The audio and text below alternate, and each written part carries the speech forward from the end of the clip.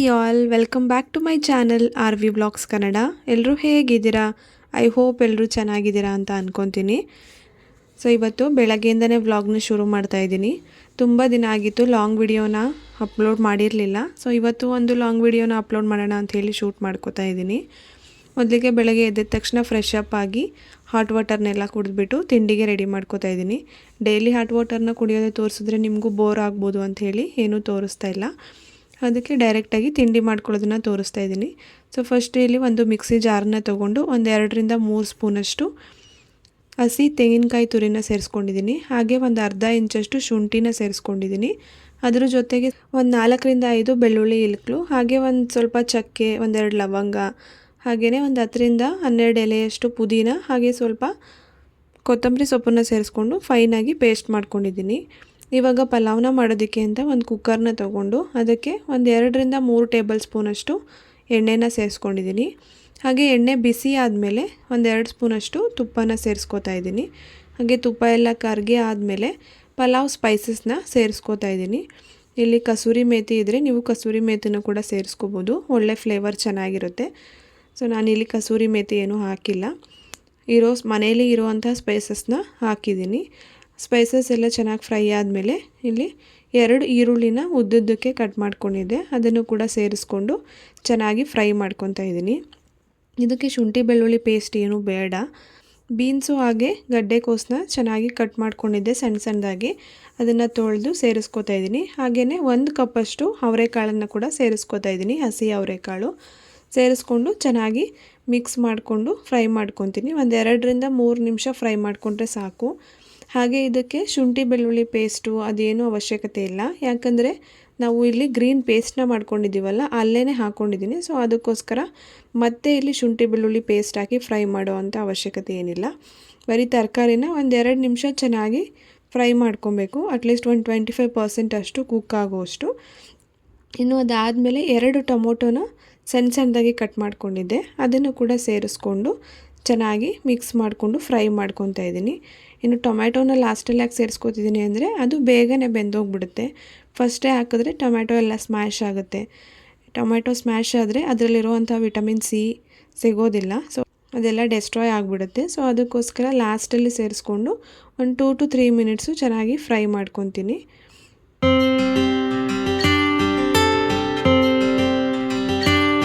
ಇವಾಗ ಟೊಮ್ಯಾಟೊ ಎಲ್ಲ ಫ್ರೈ ಆಗಿದೆ. ಅದಾದಮೇಲೆ ಇವಾಗ ಮಾಡಿಟ್ಕೊಂಡಂಥ ಗ್ರೀನ್ ಪೇಸ್ಟನ್ನು ಸೇರಿಸ್ಕೋತಾ ಇದ್ದೀನಿ. ಜಾಸ್ತಿ ನೀರು ಹಾಕಿ ಸೇರಿಸ್ಕೋಬಾರ್ದು, ಸ್ವಲ್ಪ ಅವಶ್ಯಕತೆ ಇದ್ದರೆ ಸ್ವಲ್ಪ ನೀರನ್ನು ಹಾಕ್ಕೊಂಡು ಚೆನ್ನಾಗಿ ಮಿಕ್ಸ್ ಮಾಡ್ಕೊಬೇಕು. ಮಿಕ್ಸ್ ಮಾಡಿಕೊಂಡು ಇದರಲ್ಲಿ ಇವಾಗ ಎಣ್ಣೆ ಬಿಡೋ ತನಕ ಚೆನ್ನಾಗಿ ಫ್ರೈ ಮಾಡ್ಕೋಬೇಕು, ಯಾಕಂದರೆ ನಾವು ಇಲ್ಲಿ ಹಸಿ ಮಸಾಲೆನ ಹಾಕಿ ಪೇಸ್ಟ್ನ ಮಾಡ್ಕೊಂಡಿರೋದು. ಸೊ ಅದನ್ನು ಎಣ್ಣೆಯಲ್ಲಿ ಉರಿದೇ ಹಾಗೆ ಮಾಡ್ಕೊಂಬಿಟ್ರೆ ಹಸಿ ಸ್ಮೆಲ್ಲು ಹೋಗೋದಿಲ್ಲ. ಅದಕ್ಕೋಸ್ಕರ ಚೆನ್ನಾಗಿ ಎಣ್ಣೆ ಬಿಡೋವರೆಗೂ ಒಂದು 2ರಿಂದ 3 ನಿಮಿಷ ಫ್ರೈ ಮಾಡಿಕೊಂಡ್ರೆ ಸಾಕಾಗುತ್ತೆ. ಮಧ್ಯದಲ್ಲಿ ತಿರುಗಿಸ್ಕೋಬೇಕು, ಇಲ್ಲ ಅಂತಂದರೆ ತಳ ಹಿಡಿಯುವಂಥ ಚಾನ್ಸಸ್ ಇರುತ್ತೆ. ಸೊ ಅವಾಗವಾಗ ಚೆನ್ನಾಗಿ ಈ ಥರ ತಿರುಗಿಸ್ಕೊಂಡು ಎಣ್ಣೆ ಬಿಡೋವರೆಗೂ ಚೆನ್ನಾಗಿ ಫ್ರೈ ಮಾಡಿಕೊಂಡ್ರೆ ಇದರಲ್ಲಿರುವಂಥ ಹಸಿ ವಾಸನೆ ಎಲ್ಲ ಹೋಗುತ್ತೆ.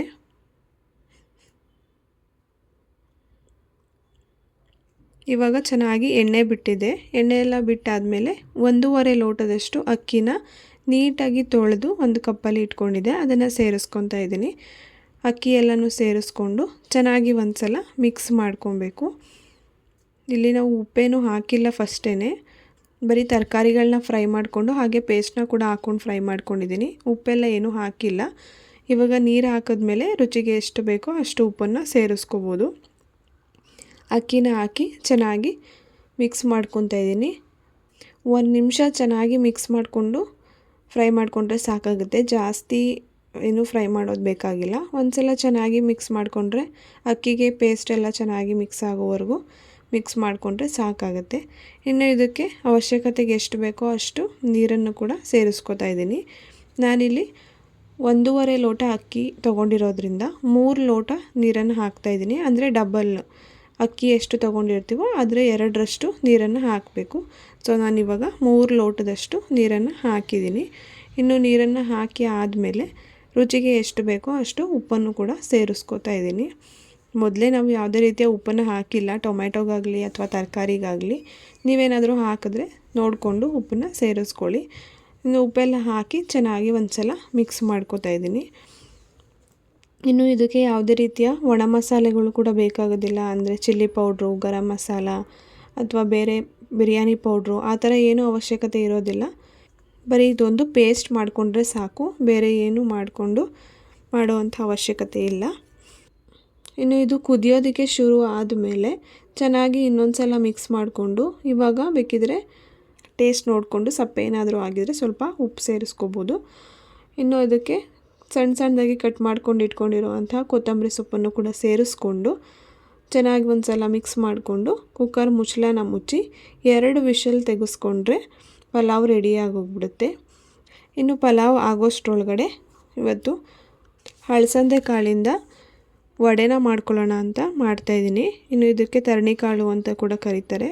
ಸೊ ಅದಕ್ಕೆ ಮೇಯ್ನಾಗಿ ಇಲ್ಲಿ ಸಬ್ಬಕ್ಕಿ ಸೊಪ್ಪು ಬೇಕಾಗುತ್ತೆ, ಅದಿದ್ರೇ ಟೇಸ್ಟು. ಅದಕ್ಕೋಸ್ಕರ ಸಬ್ಬಕ್ಕಿ ಸೊಪ್ಪನ್ನ ತೊಗೊಬಂದು ಚೆನ್ನಾಗಿ ಸೋಸ್ಕೊಂಡು ಕಟ್ ಮಾಡಿಕೊಂಡು ತೊಳೆದು ಇಟ್ಕೊತಾ ಇದ್ದೀನಿ. ಇನ್ನು ಈ ಕಾಳನ್ನು ಒಂದು 3ರಿಂದ 4 ಗಂಟೆ ಟೈಮಷ್ಟು ಚೆನ್ನಾಗಿ ನೆನೆಸಿ ಇಡಬೇಕು. ಇದು ಒಣಕಾಳು, ಸೊ ಇದನ್ನು ಒಂದು 3ರಿಂದ 4 ಗಂಟೆ ಟೈಮಷ್ಟು ನೆನೆಸಿ ಇಟ್ಟಿದ್ದೀನಿ. ನೆನೆಸಿ ಇಡೋಕ್ಕೆ ಮುಂಚೆನೇ ನೀಟಾಗಿ ಒಂದು ಸಲ ವಾಶ್ ಮಾಡಿಕೊಂಡು ನೆನೆಸಿ ಇಟ್ಟಿದ್ದೀನಿ. ಇವಾಗ ನೀವು ನೋಡ್ತಾ ಇರ್ಬೋದು ಕೈಯಲ್ಲಿ ಹಿಂಗಂದರೆ ಅದು ಸ್ಮ್ಯಾಶ್ ಆಗ್ತಾಯಿದೆ, ಅಷ್ಟು ಅದು ಚೆನ್ನಾಗಿ ನೆಂದಿರಬೇಕು. ಇನ್ನು ಅದೆಲ್ಲ ನೆಂದಾದಮೇಲೆ ನೀರನ್ನು ನೀಟಾಗಿ ಸೋರಿಸ್ಕೊಂಡು ನಾವು ಮಿಕ್ಸಿ ಜಾರ್ಗೆ ಹಾಕೋಬೇಕಾಗುತ್ತೆ. ಇನ್ನು ಕಂಪ್ಲೀಟಾಗಿ ಈ ಕಾಳುಗಳನ್ನ ನೀರಿಂದ ತೆಗಿಬಾರ್ದು, ತೆಗೆದ್ರೆ ಕಾಳೆಲ್ಲ ಒಣಗೋದಂಗೆ ಆಗಿಬಿಡುತ್ತೆ. ಸೊ ನೀಟಾಗಿ ರುಬ್ಬೋದಕ್ಕಾಗೋದಿಲ್ಲ. ಸೊ ಕಾಳುಗಳ ನೀರಲ್ಲಿ ಇರೋವಾಗಲೇ ಸ್ವಲ್ಪ ಸ್ವಲ್ಪನೇ ತೆಗೆದು ಮಿಕ್ಸಿ ಜಾರ್ಗೆ ಹಾಕ್ಕೊಂಡು, ಸ್ವಲ್ಪನೂ ನೀರು ಹಾಕಬಾರ್ದು, ಹಾಗೆ ತರಿಯಾಗಿ ಪೇಸ್ಟ್ ಮಾಡ್ಕೋಬೇಕು. ತುಂಬ ಫೈನಾಗೂ ಪೇಸ್ಟ್ ಮಾಡ್ಕೊಬಾರ್ದು, ಹಾಗೆ ತುಂಬ ತರಿಯಾಗೂ ಇರಬಾರ್ದು. ಆ ಥರ ಪೇಸ್ಟ್ನ ಮಾಡ್ಕೋಬೇಕು. ಮಾಡಿಕೊಂಡು ನಾನಿಲ್ಲಿ ಒಂದು ಮಿಕ್ಸಿಂಗ್ ಬೌಲ್ಗೆ ಟ್ರಾನ್ಸ್ಫರ್ ಮಾಡ್ಕೋತಿದ್ದೀನಿ. 2 ಸಲ ಮಿಕ್ಸಿ ಜಾರ್ಗೆ ಸೇರಿಸ್ಕೊಂಡು ಪೇಸ್ಟ್ ಮಾಡಿಕೊಂಡು ಅದನ್ನು ಒಂದು ಮಿಕ್ಸಿಂಗ್ ಬೌಲ್ಗೆ ಸೇರಿಸ್ಕೊಂಡಿದ್ದೀನಿ. ಇನ್ನು ಅದೇ ಮಿಕ್ಸಿ ಜಾರ್ಗೆ ಸ್ವಲ್ಪ ಮಸಾಲೆ ಕೂಡ ಮಾಡ್ಕೊಳ್ಳೋದಿದೆ, ಸೊ ಅದನ್ನು ಕೂಡ ಸೇರಿಸ್ಕೊತಾ ಇದ್ದೀನಿ. ಇಲ್ಲಿ ಒಂದು 1/4 ಟೀ ಸ್ಪೂನಷ್ಟು ಜೀರಿಗೆನ ಸೇರಿಸ್ಕೊತಾ ಇದ್ದೀನಿ. ಹಾಗೆಯೇ ಒಂದು ಅರ್ಧ ಇಂಚಷ್ಟು ಚಕ್ಕೆ, 1-2 ಸ್ಪೂನಷ್ಟು ಅಕ್ಕಿನ ಸೇರಿಸ್ಕೊತಾ ಇದ್ದೀನಿ. ಅಕ್ಕಿನ ನೆನೆಸೋವಂಥ ಅವಶ್ಯಕತೆ ಏನಿಲ್ಲ. ಸೊ 1-2 ಸ್ಪೂನಷ್ಟು ಅಕ್ಕಿ, ಹಾಗೆಯೇ ಒಂದು 6 ಹಸಿರು ಮೆಣಸಿನ್ಕಾಯಿನ ಸೇರಿಸ್ಕೊತಿದ್ದೀನಿ. ನಿಮ್ಮ ಖಾರಕ್ಕೆ ತಕ್ಕಂತೆ ನೀವು ಸೇರಿಸ್ಕೋಬೋದು. ಇನ್ನೂ ಜಾಸ್ತಿ ಬೇಕು ಅಂದರೆ ಖಾರ ಜಾಸ್ತಿನ ಕೂಡ ಸೇರಿಸ್ಕೋಬೋದು, ಅಥವಾ ಮೆಣಸಿನ್ಕಾಯಿನ ಕಟ್ ಮಾಡಿ ಕೂಡ ಸೇರಿಸ್ಕೋಬೋದು. ಇನ್ನು ಇದಕ್ಕೆ ಒಂದು ಬೆಳ್ಳುಳ್ಳಿ ಇಲಕ್ಳುಗಳನ್ನೂ ಕೂಡ ಸೇರಿಸ್ಕೊಂಡು ಈ ಥರ ತರಿಯಾಗಿ ಪೇಸ್ಟ್ ಮಾಡ್ಕೋಬೇಕು. ಇದನ್ನು ಕೂಡ ಅಷ್ಟೇ ತುಂಬ ಫೈನಾಗಿ ಪೇಸ್ಟ್ ಮಾಡ್ಕೋಬಾರ್ದು, ತರಿಯಾಗಿ ಪೇಸ್ಟ್ ಮಾಡ್ಕೋಬೇಕು. ಅದು ತಿನ್ನೋವಾಗ ಫ್ಲೇವರು ಬಾಯಿಗೆ ಸಿಕ್ಕಿದ್ರೆ ತುಂಬಾ ರುಚಿಯಾಗಿರುತ್ತೆ. ಸೊ ಇನ್ನು ಅದನ್ನೆಲ್ಲ ಮತ್ತೆ ಮಿಕ್ಸಿಂಗ್ ಬೌಲ್ಗೆ ಸೇರಿಸ್ಕೊತಾ ಇದ್ದೀನಿ. ಮಿಕ್ಸಿಂಗ್ ಬೌಲ್ಗೆ ಸೇರಿಸ್ಕೊಂಡು ಇವಾಗ ಸಬ್ಬಕ್ಕಿ ಸೊಪ್ಪನ್ನು ಕಟ್ ಮಾಡಿ ಇಟ್ಕೊಂಡಿದ್ವಲ್ವ, ಅದನ್ನು ಕೂಡ ನೀಟಾಗಿ ಸೇರಿಸ್ಕೊತಾ ಇದ್ದೀನಿ ಮಿಕ್ಸಿಂಗ್ ಬೌಲ್ಗೆ.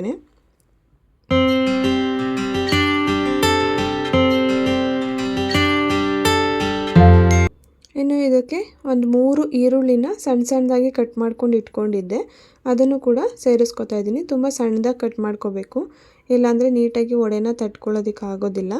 ಸೊ ಇಲ್ಲಿ ಸಣ್ಣದಾಗಿ ಒಂದು 3 ಈರುಳ್ಳಿನ ಸೇರಿಸ್ಕೊಂಡಿದ್ದೀನಿ. ನೀವು ಸ್ವಲ್ಪ ಜಾಸ್ತಿ ಕೂಡ ಸೇರಿಸ್ಕೋಬೋದು, ಜಾಸ್ತಿ ಸೇರಿಸ್ಕೊಂಡ್ರೆ ತಿನ್ನೋದಕ್ಕೆ ಚೆನ್ನಾಗಿರುತ್ತೆ. ಹಾಗೆ ಸೊಪ್ಪನ್ನು ಕೂಡ ಅಷ್ಟೇ, ಜಾಸ್ತಿ ಸೇರಿಸ್ಕೊಂಡಷ್ಟು ಟೇಸ್ಟು ಚೆನ್ನಾಗಿರುತ್ತೆ. ಹಾಗಂತ ತುಂಬ ಜಾಸ್ತಿ ಸೇರಿಸ್ಕೋಬಾರ್ದು, ಅವಶ್ಯಕತೆಗೆ ತಕ್ಕಂತೆ ನೋಡಿಕೊಂಡು ಸೇರಿಸ್ಕೊಳ್ಬೇಕು.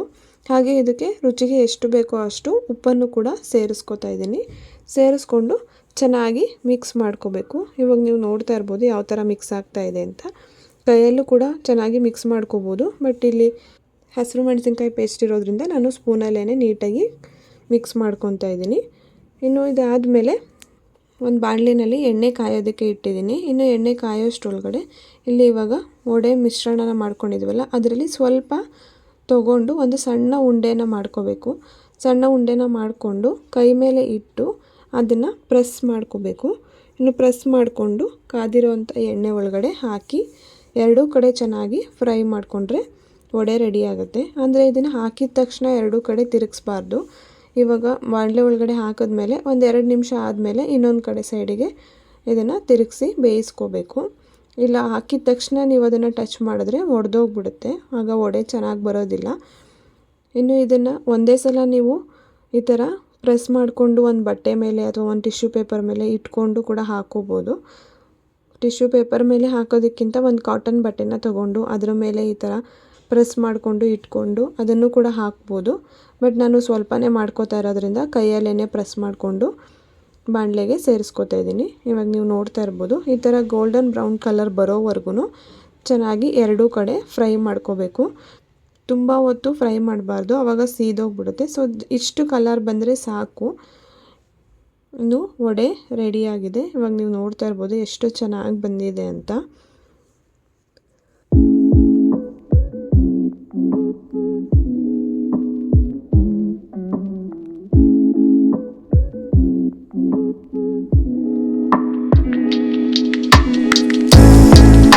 ಇನ್ನು ವಡೆ ಕೂಡ ರೆಡಿ ಆಯಿತು. ರೆಡಿಯಾಗಿ ಆದಮೇಲೆ ನಾನು ಕೂಡ ಪೂಜೆನ ಮುಗಿಸ್ಬಿಡೋಣ, ಆಮೇಲೆ ತಿಂಡಿ ತಿನ್ನೋಣ ಅಂತ ಹೇಳಿಬಿಟ್ಟು ಫಸ್ಟು ಪೂಜೆನ ಮುಗಿಸೋದಕ್ಕೆ ಪೂಜೆಗೆ ಏನೇನು ಬೇಕೋ ಅದನ್ನೆಲ್ಲ ರೆಡಿ ಮಾಡ್ಕೊತಾ ಇದ್ದೀನಿ. ಫಸ್ಟು ಇಲ್ಲಿ ಕಲಶ ಎಲ್ಲ ರೆಡಿ ಮಾಡ್ಕೊತಾ ಇದ್ದೀನಿ. ಯೂಶ್ವಲಿ ನಾನು ಸ್ಯಾಟರ್ಡೇ ಕಲಶನ ತೆಗೆದು ಮತ್ತೆ ಅದನ್ನು ಇಟ್ಟು ಪೂಜೆ ಮಾಡ್ತೀನಿ. ಸೊ ಇವತ್ತು ಅಷ್ಟೇ ಸ್ಯಾಟರ್ಡೇ. ಸೊ ಅದಕ್ಕೋಸ್ಕರ ನೀಟಾಗಿ ಎಲ್ಲನೂ ವಾಶ್ ಮಾಡಿ ಇಟ್ಕೊಂಡಿದ್ದೀನಿ. ದೇವ್ರ ಪೂಜೆಗೆ ಬೇಕಾಗಿರುವಂಥ ಸಾಮಗ್ರಿಗಳನ್ನೆಲ್ಲ ನೀಟಾಗಿ ತೊಳೆದು ಇಟ್ಕೊಂಡಿದ್ದೀನಿ. ಇನ್ನು ನಮ್ಮ ಮನೆಯಲ್ಲಿ ಇದು ಒಂದು ಪುಟ್ಟ ಗಣೇಶ ಇದೆ. ಇದನ್ನು ನಾವು ರಾಘವೇಂದ್ರ ಸ್ವಾಮಿ ದೇವಸ್ಥಾನಕ್ಕೆ ಹೋದಾಗ ತೊಗೊಂಡು ಬಂದಿದ್ದು. ಇಲ್ಲೇ ಬ್ಯಾಂಗ್ಳೂರು ಪಕ್ಕದಲ್ಲಿ ಇರೋವಂಥ, ಬ್ಯಾಂಗ್ಳೂರ್ಗೆ ಹತ್ರ ಇದೆಯಲ್ಲ, ಸೊ ಅಲ್ಲಿ ರಾಘವೇಂದ್ರ ಸ್ವಾಮಿ ದೇವಸ್ಥಾನಕ್ಕೆ ಹೋದಾಗ ಅಲ್ಲಿಂದ ಏನಾದರೂ ತೊಗೊಂಡು ಬರೋಣ, ಫಸ್ಟ್ ಟೈಮ್ ಹೋಗಿದ್ವಿ. ಸೊ ಅವಾಗ ಏನಾದರೂ ತೊಗೊಂಡು ಬರೋಣ ಅಂತ ಹೇಳಿಬಿಟ್ಟು ಸೊ ಇದೊಂದು ಪುಟ್ಟ ಗಣೇಶ, ಹಾಗೆ ಒಂದು ಸಿಲ್ವರ್ ಕಲರ್ ಚೇರ್ನ ಕೂಡ ತೊಗೊಂಡು ಬಂದಿದ್ವಿ. ಅಂದರೆ ಗಣೇಶನ ಅದ್ರ ಮೇಲೆ ಕೂರಿಸೋದು. ಸೊ ಹಾಗೆ ಈ ಶಿವನ ನಮ್ಮ ಕಾಲೇಜಿನಲ್ಲಿ ಸ್ಟೂಡೆಂಟ್ಸು ಗಿಫ್ಟಾಗಿ ಕೊಟ್ಟಿದ್ರು ಟೀಚರ್ಸ್ ಡೇಗೆ.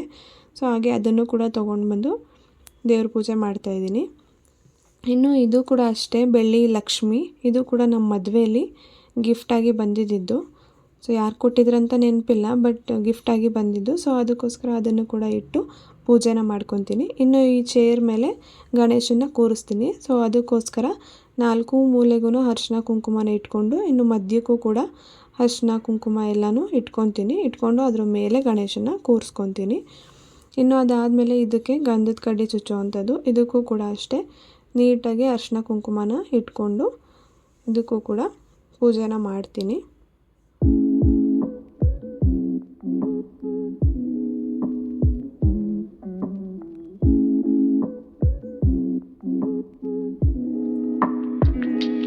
ಇನ್ನು ಈ ದೀಪಗಳಿಗೂ ಅಷ್ಟೇ ಸೈಡಲ್ಲಿ ಸ್ವಲ್ಪ ಇಟ್ಕೊತೀನಿ. 2 ಕಡೆ ಅರಿಶಿನ ಇಟ್ಕೊಂಡು ಅದಕ್ಕೆ ಸ್ವಲ್ಪ ಕುಂಕುಮನ ಕೂಡ ಇಟ್ಕೊತೀನಿ. ಸೊ ಅರಿಶಿನ ಕುಂಕುಮ ಎಲ್ಲ ಇಟ್ಟು ದೇವ್ರ ಪೂಜೆ ಮಾಡಿದ್ರೆ ಅದು ನೋಡೋದಕ್ಕೆ ಒಂಥರ ಖುಷಿ ಆಗುತ್ತೆ. ಹಾಗೆ ಹೂವು ಎಲ್ಲ ಹಾಕಿ ಗಂಧದ ಕಡ್ಡಿ ಅದನ್ನೆಲ್ಲ ಹಚ್ಚಿದರೆ ನೋಡೋದಕ್ಕೆ ಖುಷಿ ಅನಿಸುತ್ತೆ. ಹಾಗೆ ಮನಸ್ಸಿಗೆ ಸಮಾಧಾನ ಕೂಡ ಸಿಗುತ್ತೆ. ಸೊ ಅದಕ್ಕೋಸ್ಕರ ನಾನು ಫ್ರೀಯಾಗಿದ್ದಾಗಲೆಲ್ಲ ದೇವ್ರ ಪೂಜೆನ ಮಾಡ್ತಾಯಿರ್ತೀನಿ. ಅಂದರೆ ಯಾವಾಗ ಕಾಲೇಜ್ ರಜಾ ಇರುತ್ತೆ, ಇದೇ ವಾರ ಮಾಡಬೇಕು ಅಂತ ಏನಿಲ್ಲ.